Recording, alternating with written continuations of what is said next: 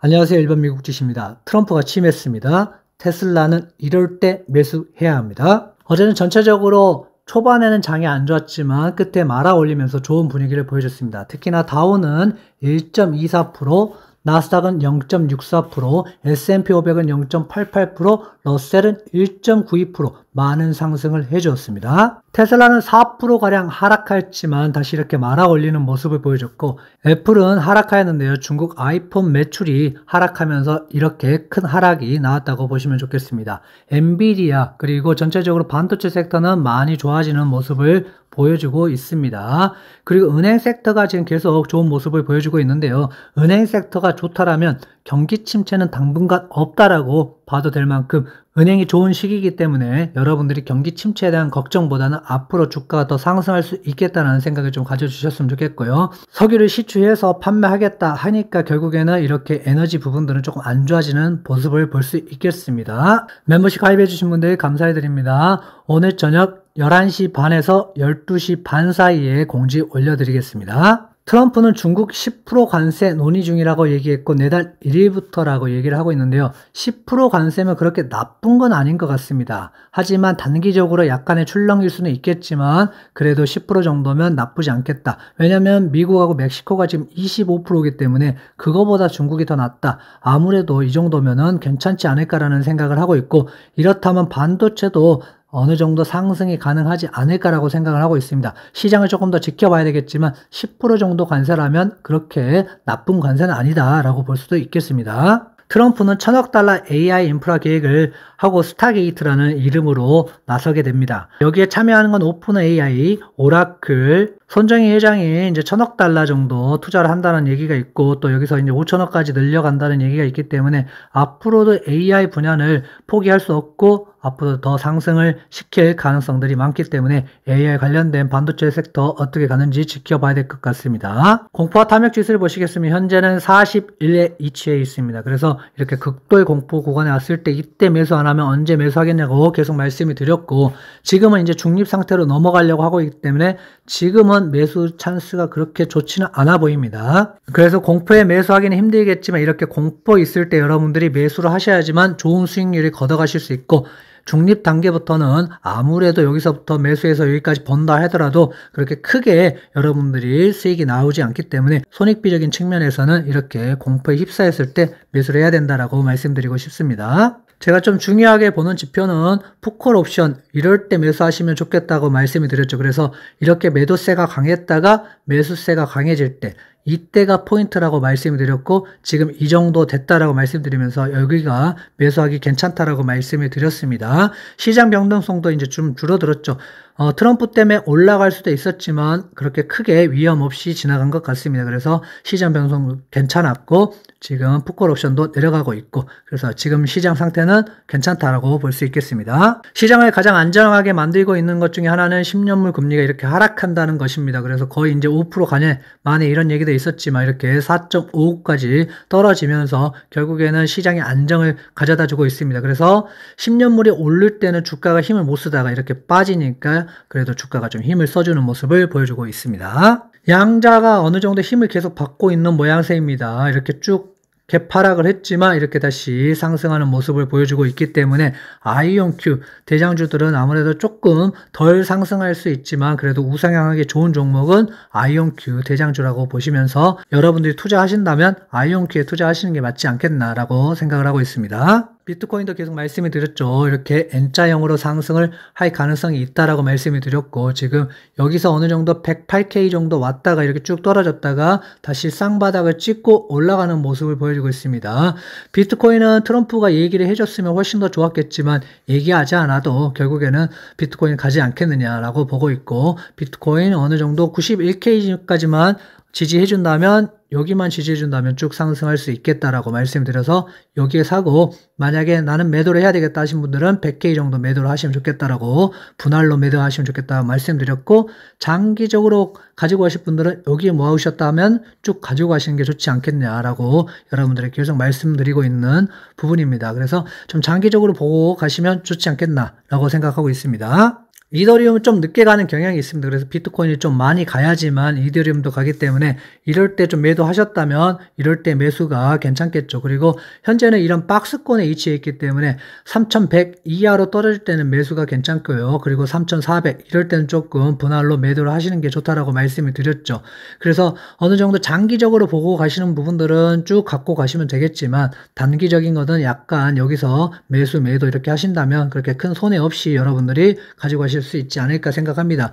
장기적으로는 좀 갖고 가시는 게 좋지 않을까라고 생각을 하고 비트코인 간다면 이더리움도 함께 갈 수밖에 없습니다. 그래서 비트코인 갖고 계신 분들, 이더리움 갖고 계신 분들 장기, 단기 구분하셔서 여러분들이 트레이딩 하시면 좋겠습니다. 나스닥 100을 보시겠습니다. 나스닥 100은 이럴 때 매도, 이럴 때 매수하시면 좋겠다고 계속 말씀을 드렸습니다. 그리고 이렇게 올라가는 모습을 보고 있고요. 현재는 쭉 올라가는 형세고 어제 보시면 이렇게 긴 꼬리를 만들었습니다. 그래서 시장이 약간 불안하지만 결국에는 상승으로 가고 있다라고 볼 수도 있겠습니다. 그래서 앞으로도 쭉 올라간다 그러면 다시 이런 보라색 채널 위에까지 온다. 여기서는 약간 매도하는 것도 좋지 않을까 생각하고 다시 떨어지면 한 번 더 기회가 오기 때문에 이럴 때는 분할로 괜찮아 보입니다. S&P 500도 이렇게 떨어질 때 매수하시면 좋겠다라고 말씀을 드렸고 5830 여기가 상당히 중요한 구간이었다라고 말씀드리고 이럴 때 모았다면 현재는 그냥 홀드 하시면서 지켜보시는 게 좋겠다라고 말씀드리고 싶습니다. 지금 추격 매수하기에는 그렇게 좋은 자리는 아닙니다. 좀 더 빠질 수도 있고 올라갈 수도 있겠지만 현재 상황에서는 RSI도 어느 정도 올라왔고 단기적으로도 어느 정도 많이 올라왔기 때문에 지금 현재에서 매수하기에는 약간 좀 조심스러운 부분이 있습니다. 다우존스도 보시면 항상 이럴 때 들어갔었죠. 이럴 때 지금도 현재는 이럴 때 들어갔습니다. 그래서 좀 지켜보시면 좋겠고요. 이때 매수하신 분들은 너무 지금 무리해서 계속 매수하시는 것보다 현재는 지켜보시는 게 좋겠다라고 보여지고 앞으로 이제 정고점을 돌파하느냐 여부는 상당히 중요한데 돌파하고 가지 않겠느냐 보고 있습니다. 다우가 지금 선행지표를 역할을 톡톡히 해주고 있기 때문에 선행지표 역할로서 지금 상승하고 그 다음에 S&P, 나스닥 이렇게 동반 상승하지 않겠나라고 보고 있습니다. SGHD도 이럴 때 좀 들어가셨죠. 그렇다면 지금 좀 지켜보시면 좋겠다고 말씀드렸고 제가 28불 이하로는 괜찮지만 28불 이상에서 매수하는 게 아니라고 말씀드렸습니다. 물론 여기서도 충분히 먹을 수도 있겠지만 이렇게 매수하셨다면 굳이 평단을 높일 필요 없고 다시 한 번 더 이렇게 빠질 구간이 분명히 생길 겁니다. 이렇게 빠질 구간에서 여러분들이 담아가시면 되기 때문에 지금 무리해서 담을 필요 없다. 지금은 관망을 하셔야 된다라고 말씀드리고 싶습니다. QQQ를 보시겠습니다. QQQ도 지금 이렇게 515불을 넘어가면서 524불까지 상승하는 모습을 보였고 지금 어느 정도 조정에서 벗어나는 모습을 보여주고 있습니다. 그래서 지금은 홀드 하시면서 지켜보시면 좋을 것 같습니다. 이때 매수도 하신 분들 있죠? 그래서 좀 기다리시면 좋겠습니다. QQQ도 단기적으로 보시자면 70불에 매수해서 81불에 매도, 이때 매수, 그 다음에 이때 매도하셨다고 보시면 좋겠습니다. 그래서 현재는 다시 여기서 좀 모아갔죠. 지금 현재는. 그리고 현재는 좀 지켜봐야 되지 않을까라고 보고 있습니다.